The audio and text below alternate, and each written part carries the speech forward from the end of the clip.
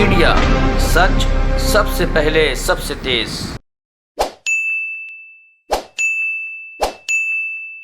मेरे प्यारे देशवासियों, नमस्कार।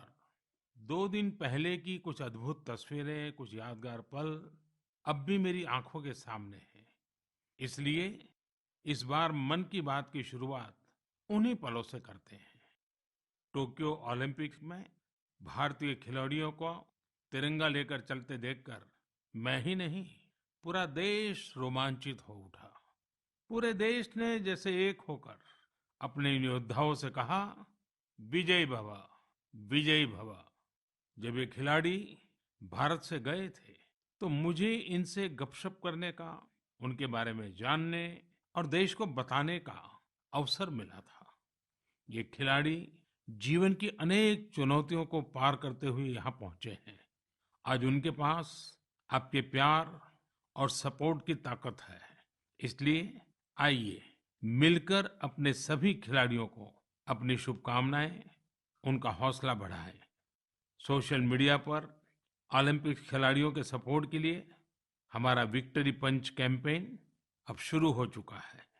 आप भी अपनी टीम के साथ अपना विक्ट्री पंच शेयर करिए, इंडिया के लिए चीयर करिए। साथियों, जो देश के लिए तिरंगा उठाता है उसके सम्मान में भावनाओं से भर जाना स्वाभाविक ही है। देशभक्ति की ये भावना हम सबको जोड़ती है। कल यानी 26 जुलाई को करगिल विजय दिवस भी है। करगिल का युद्ध भारत की सेनाओं के शौर्य और संयम का ऐसा प्रतीक है जिसे पूरी दुनिया ने देखा है। इस बार ये गौरवशाली दिवस भी अमृत महोत्सव के बीच में मनाया जाएगा, इसलिए ये और भी खास हो जाता है। मैं चाहूंगा कि आप करगिल की रोमांचित कर देने वाली गाथा जरूर पढ़ें। करगिल के वीरों को हम सब नमन करें। साथियों, इस बार 15 अगस्त को देश अपनी आजादी के 75वें साल में प्रवेश कर रहा है। ये हमारा बहुत बड़ा सौभाग्य है कि जिस आजादी के लिए देश ने सदियों का इंतजार किया, उसके 75 वर्ष होने के हम साक्षी बन रहे हैं। आपको याद होगा, आजादी के 75 साल मनाने के लिए 12 मार्च को बापू के साबरमती आश्रम से अमृत महोत्सव की शुरुआत हुई थी। इसी दिन बापू की दांडी यात्रा को भी पुनर्जीवित किया गया था। तब से जम्मू कश्मीर से लेकर पुडुचेरी तक, गुजरात से लेकर पूर्वोत्तर तक देश भर में अमृत महोत्सव से जुड़े कार्यक्रम चल रहे हैं। कई ऐसी घटनाएं, ऐसे स्वाधीनता सेनानी जिनका योगदान तो बहुत बड़ा है, लेकिन उतनी चर्चा नहीं हो पाई, आज लोग उनके बारे में भी जान पा रहे हैं। अब जैसे मोइरांग डे को ही लीजिए। मणिपुर का छोटा सा कस्बा मोइरांग कभी नेताजी सुभाष चंद्र बोस की इंडियन नेशनल आर्मी यानी आईएनए का एक प्रमुख ठिकाना था। यहाँ आजादी के पहले ही आईएनए के कर्नल शौकत मलिक जी ने झंडा फहराया था। अमृत महोत्सव के दौरान 14 अप्रैल को उसी मोइरांग में एक बार फिर तिरंगा फहराया गया। ऐसे कितने ही स्वाधीनता सेनानी और महापुरुष हैं जिन्हें अमृत महोत्सव में देश याद कर रहा है। सरकार और सामाजिक संगठनों की तरफ से भी लगातार इससे जुड़े कार्यक्रम आयोजित किए जा रहे हैं। ऐसा ही एक आयोजन इस बार 15 अगस्त को होने जा रहा है। ये एक प्रयास है राष्ट्रगान से जुड़ा हुआ। सांस्कृतिक मंत्रालय की कोशिश है कि इस दिन ज्यादा से ज्यादा भारतवासी मिलकर राष्ट्रगान गाएं। इसके लिए एक वेबसाइट भी बनाई गई है, राष्ट्रगान.in। इस वेबसाइट की मदद से आप राष्ट्रगान गाकर उसे रिकॉर्ड कर पाएंगे, इस अभियान से जुड़ पाएंगे।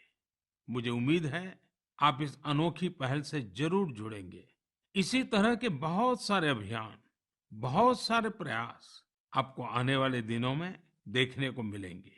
अमृत महोत्सव किसी सरकार का कार्यक्रम नहीं, किसी राजनीतिक दल का कार्यक्रम नहीं, यह कोटि कोटि भारतवासियों का कार्यक्रम है। हर स्वतंत्र और कृतज्ञ भारतीय का अपने स्वतंत्रता सेनानियों को नमन है। और इस महोत्सव की मूल भावना का विस्तार तो बहुत विशाल है। ये भावना है अपने स्वाधीनता सेनानियों के मार्ग पर चलना, उनके सपनों का देश बनाना। जैसे देश की आजादी के मतवाले स्वतंत्रता के लिए एकजुट हो गए थे, वैसे ही हमें देश के विकास के लिए एकजुट होना है। हमें देश के लिए जीना है, देश के लिए काम करना है। और इसमें छोटे छोटे प्रयास भी बड़े नतीजे ला देते हैं। रोज के कामकाज करते हुए भी हम राष्ट्र निर्माण कर सकते हैं।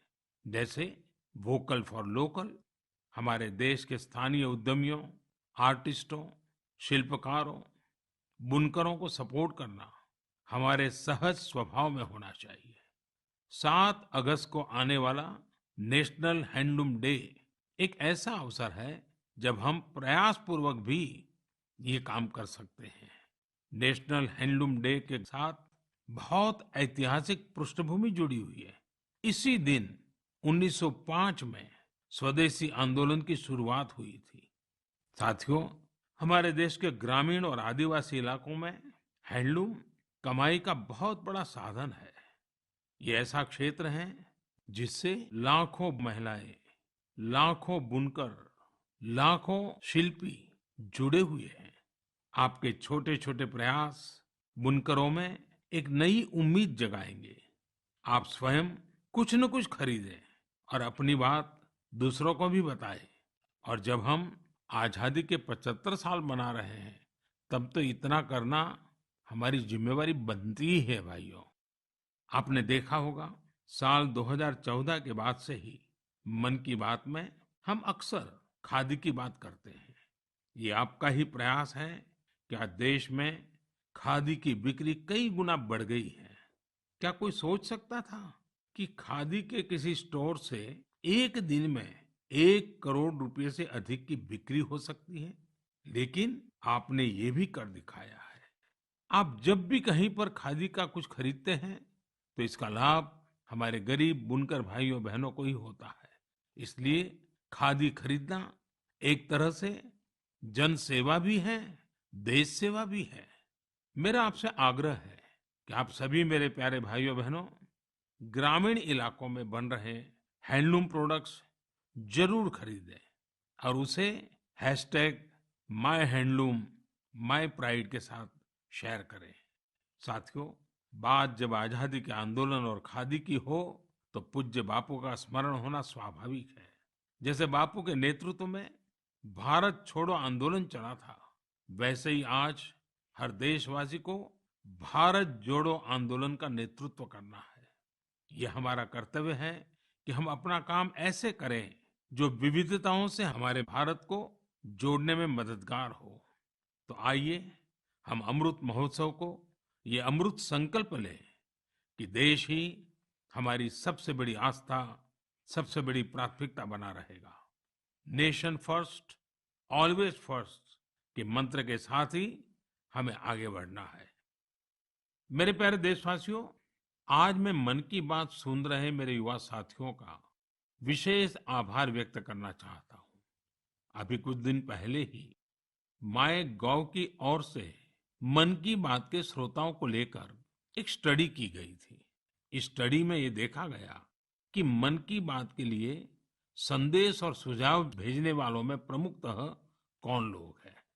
स्टडी के बाद ये जानकारी सामने आई कि संदेश और सुझाव भेजने वालों में से करीब करीब 75% लोग 35 वर्ष की आयु से कम के होते हैं।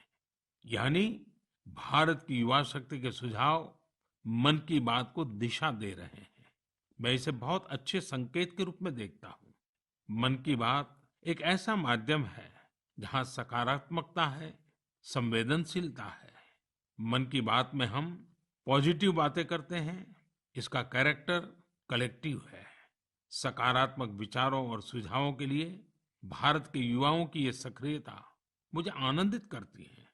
मुझे इस बात की भी खुशी है कि मन की बात के माध्यम से मुझे युवाओं के मन को भी जानने का अवसर मिलता है। साथियों, आप लोगों से मिले सुझाव ही मन की बात की असली ताकत है। आपके सुझाव ही मन की बात के माध्यम से भारत की विविधता को प्रकट करते हैं। भारतवासियों के सेवा और त्याग की खुशबू को चारों दिशाओं में फैलाते हैं।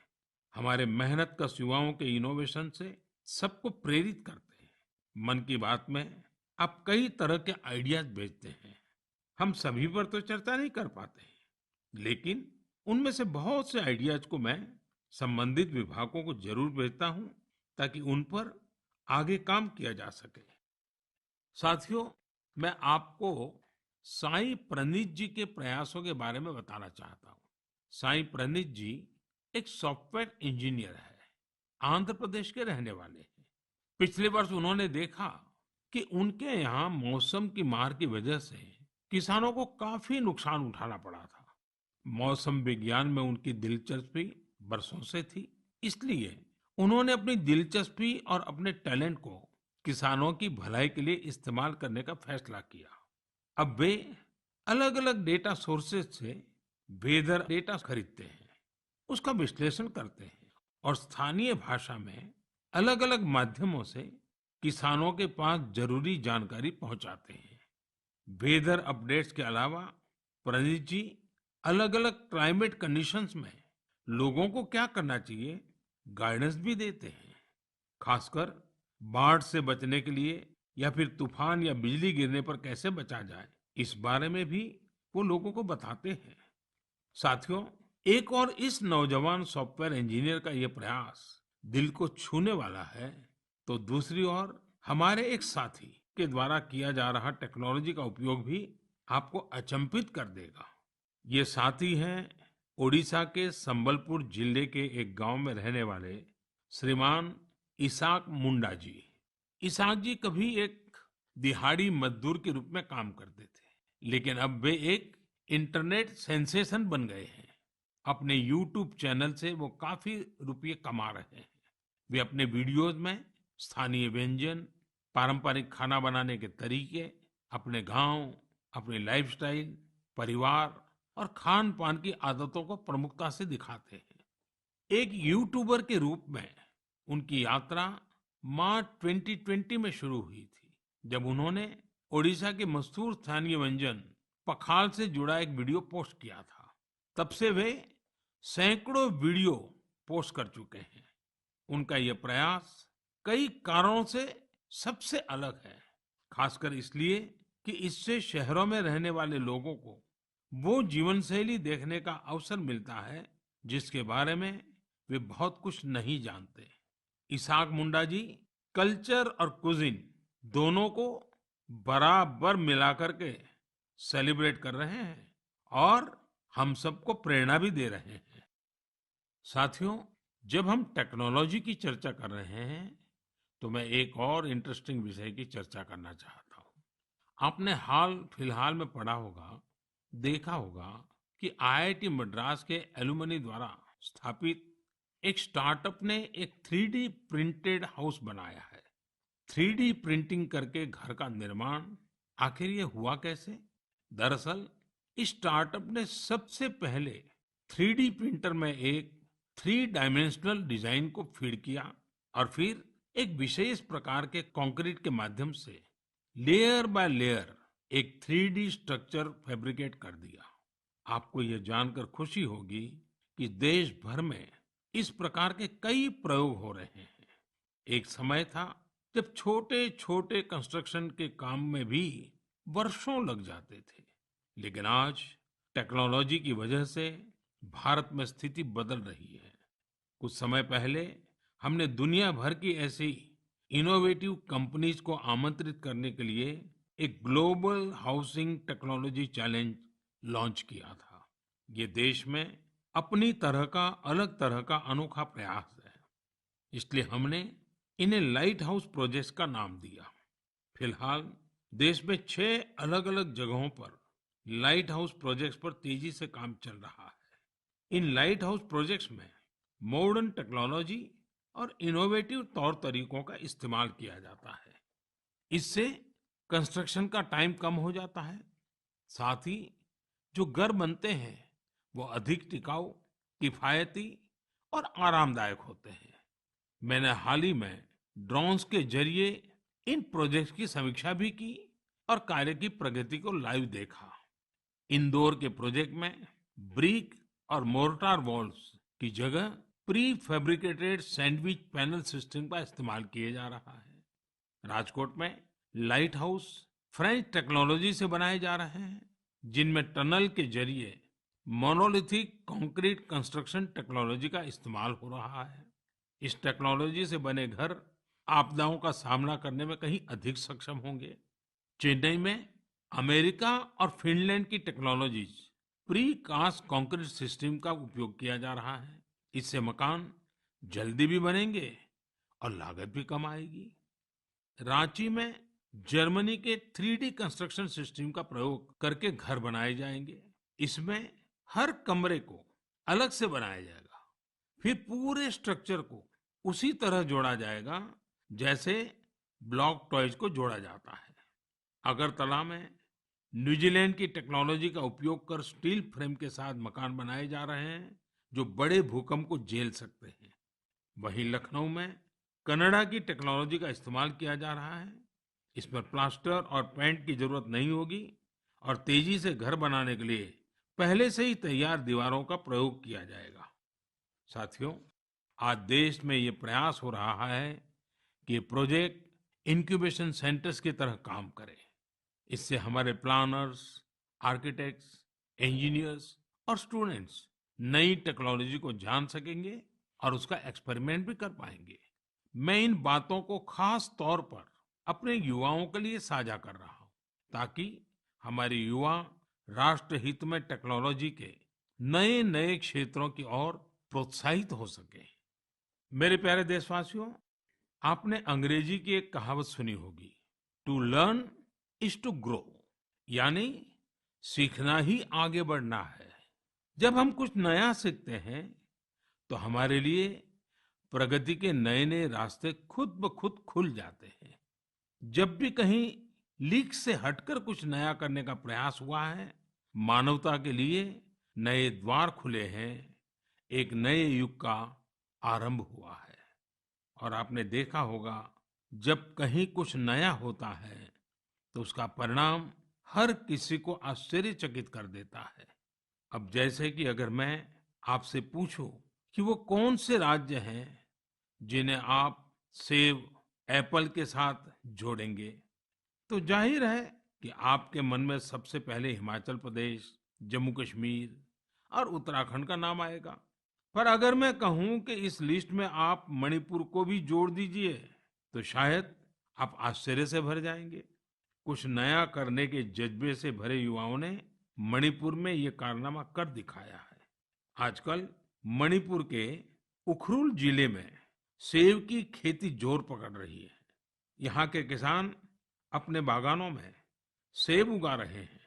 सेब उगाने के लिए इन लोगों ने बाकायदा हिमाचल जाकर ट्रेनिंग भी ली है। इनमें से एक हैं टीएस रिंगफामीयोंग। ये पैसे से एक एरोनॉटिकल इंजीनियर है। उन्होंने अपनी पत्नी श्रीमती टीएस एंजल के साथ मिलकर सेब की पैदावार की है। इसी तरह अवुंगशी शिमरे ऑगस्टिन ने भी अपने बागान में सेब का उत्पादन किया है। अवुंगशी दिल्ली में जॉब करती थी। ये छोड़कर वो अपने गांव लौट गई और सेब की खेती शुरू की। मणिपुर में आज ऐसे कई एप्पल ग्रोवर हैं जिन्होंने कुछ अलग और नया करके दिखाया है। साथियों, हमारे आदिवासी समुदाय में बेर बहुत लोकप्रिय रहा है। आदिवासी समुदायों के लोग हमेशा से बेर की खेती करते रहे हैं, लेकिन कोविड-19 महामारी के बाद इसकी खेती विशेष रूप से बढ़ती जा रही है। त्रिपुरा के उनाकोटी के ऐसे ही 32 साल के मेरे युवा साथी हैं विक्रमजीत चकमा।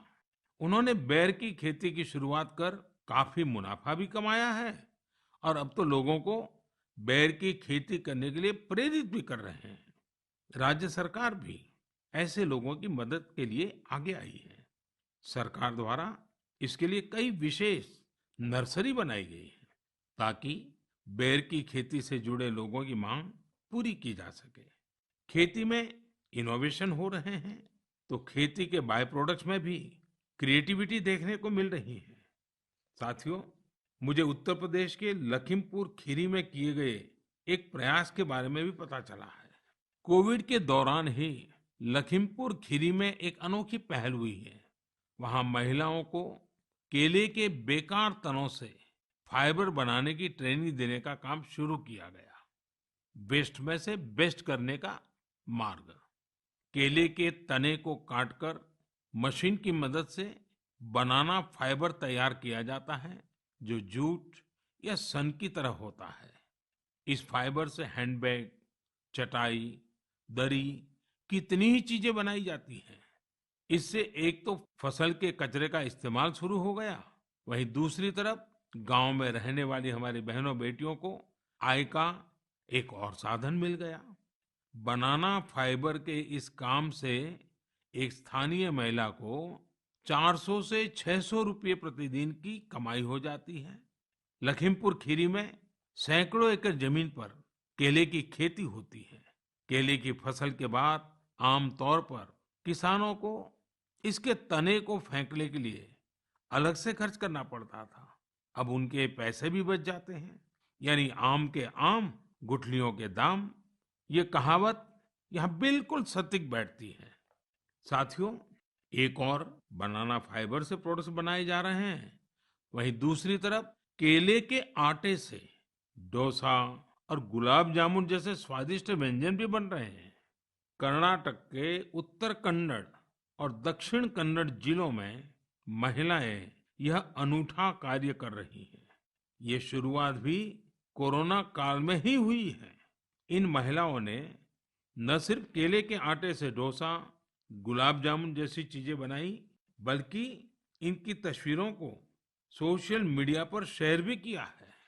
जब ज्यादा लोगों को केले के आटे के बारे में पता चला, तो उसकी डिमांड भी बढ़ी और इन महिलाओं की आमदनी भी। लखीमपुर खीरी की तरह यहाँ भी इस इनोवेटिव आइडिया को महिलाएं ही लीड कर रही हैं। साथियों, ऐसे उदाहरण जीवन में कुछ नया करने की प्रेरणा बन जाते हैं। आपके आसपास भी ऐसे अनेक लोग होंगे। जब आपका परिवार मन की बातें कर रहा हो, तो आप इन्हें भी अपनी गपशप का हिस्सा बनाइए। कभी समय निकालकर बच्चों के साथ ऐसे प्रयासों को देखने भी जाइए, और अवसर मिल जाए तो खुद भी ऐसा कुछ कर दिखाइए। और हाँ, यह सब आप मेरे साथ नमो ऐप या माई गॉव पर साझा करेंगे तो मुझे और अच्छा लगेगा।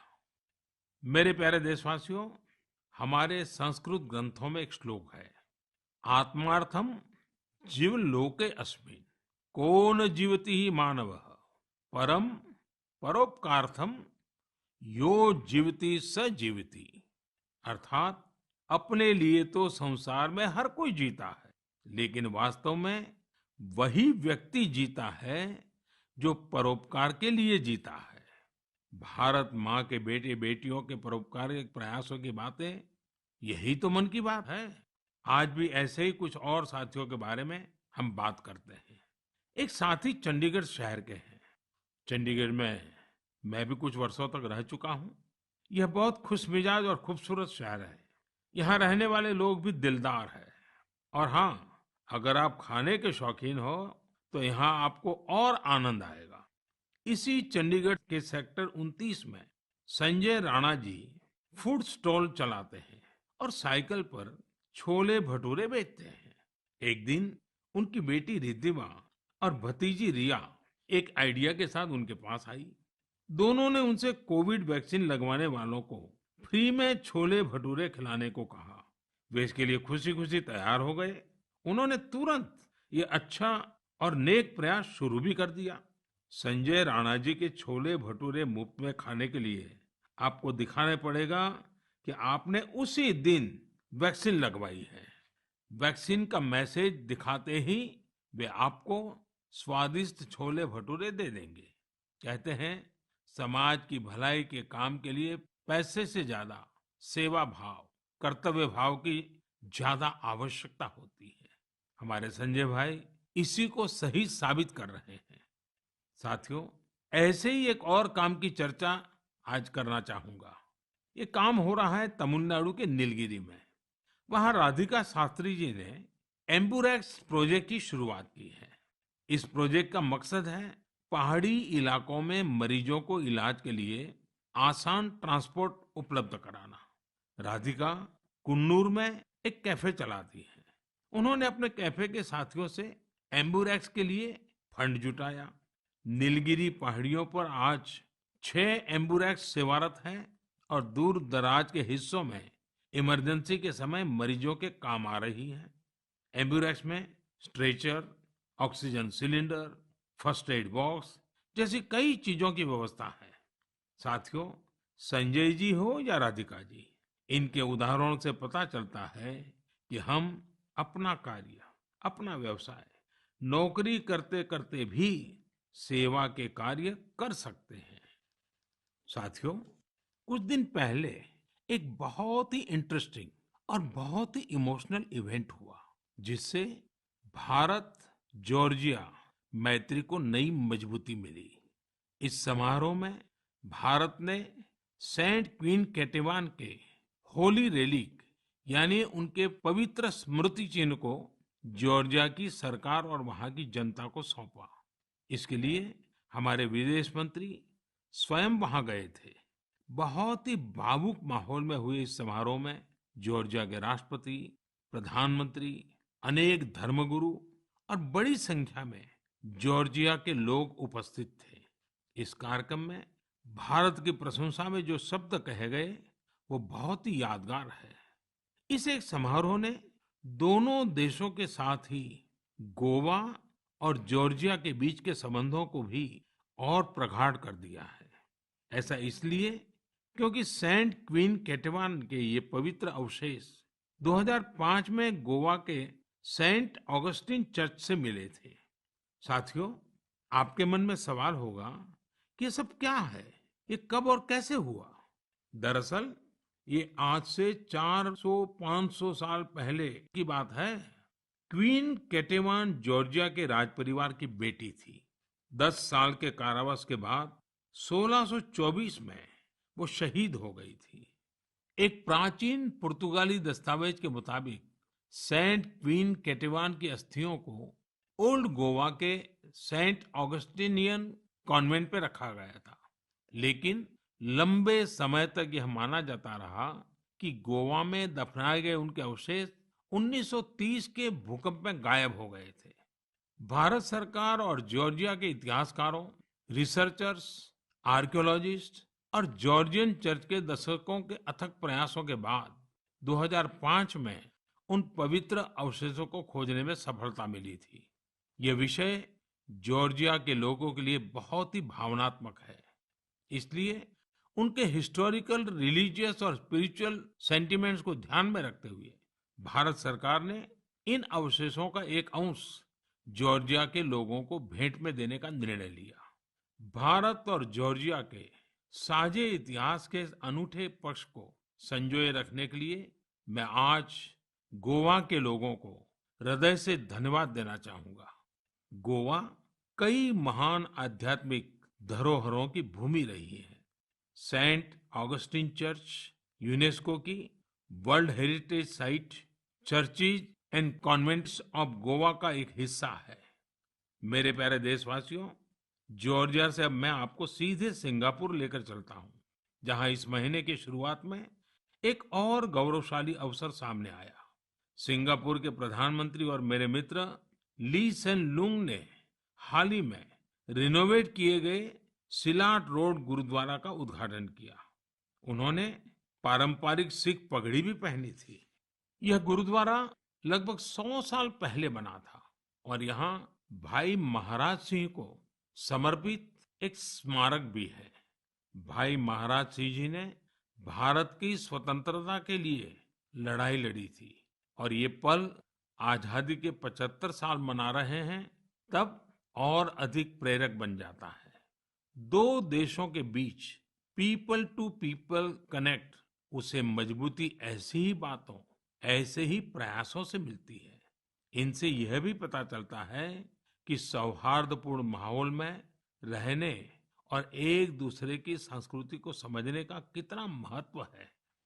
मेरे प्यारे देशवासियों, आज मन की बात में हमने अनेक विषयों की चर्चा की।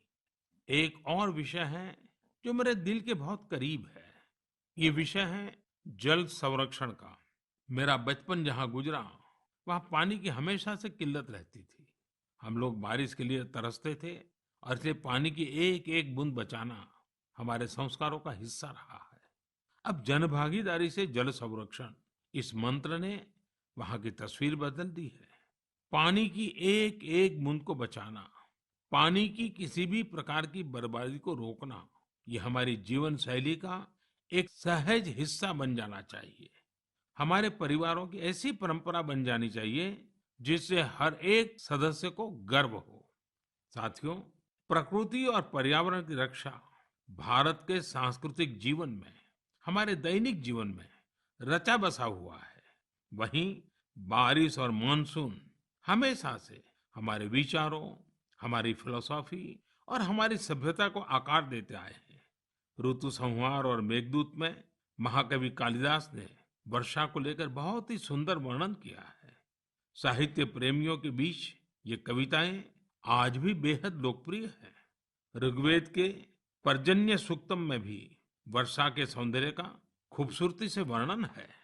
इसी तरह श्रीमद् भागवत में भी काव्यात्मक रूप से पृथ्वी, सूर्य और वर्षा के बीच के संबंधों को विस्तार दिया गया है। अष्टौ मासान् निपीतं यद भूम्याः च ओदमयं वसु स्वगोभिः मौक्तुम् आरेभे पर्जन्यः काल आगते। अर्थात सूर्य ने 8 महीने तक जल के रूप में पृथ्वी की संपदा का दोहन किया था। अब मानसून के मौसम में सूर्य इस संचित संपदा को पृथ्वी को वापस लौटा रहा है। वाकई मानसून और बारिश का मौसम सिर्फ खूबसूरत और सुहाना ही नहीं होता, बल्कि यह पोषण देने वाला, जीवन देने वाला भी होता है। वर्षा का पानी जो हमें मिल रहा है, वो हमारी भावी पीढ़ियों के लिए है। ये हमें कभी भूलना नहीं चाहिए। आज मेरे मन में ये विचार आया कि क्यों न इन रोचक संदर्भों के साथ ही मैं अपनी बात समाप्त करूं। आप सभी को आने वाले पर्वों की बहुत बहुत शुभकामनाएं। पर्व और उत्सवों के समय ये जरूर याद रखिएगा कि कोरोना अभी हमारे बीच से गया नहीं है। कोरोना से जुड़े प्रोटोकॉल आपको भूलने नहीं है। आप स्वस्थ और प्रसन्न रहें। बहुत बहुत धन्यवाद।